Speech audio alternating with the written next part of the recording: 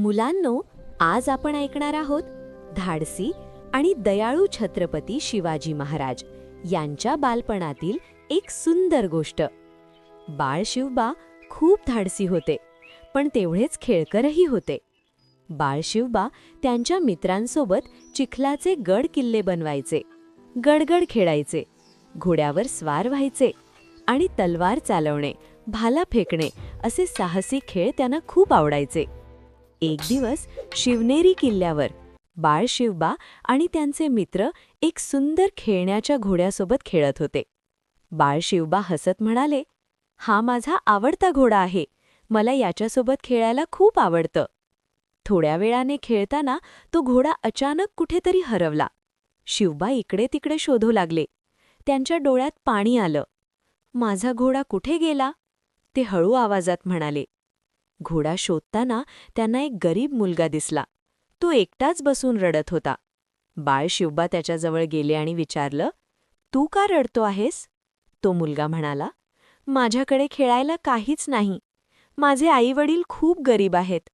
हे ऐकून बाळ शिवबा थोडे विचारात पडले, पण त्यांनी त्या मुलाला हसवायचं ठरवलं। "चल, आपण दोघं मिळून खेळूया." दोघेही हसू लागले आणि आनंदाने खेळू लागले। खेळताना तो मुलगा म्हणाला, "शिवबा, तू खूप चांगला आहेस, मला खूप आनंद झाला." शिवबा हसले आणि म्हणाले, "आपण सगळे मित्र आहोत, कोणी गरीब श्रीमंत नसतं, सगळे सारखेच असतात." तो मुलगा म्हणाला, "पण माझ्याकडे काहीच नाही."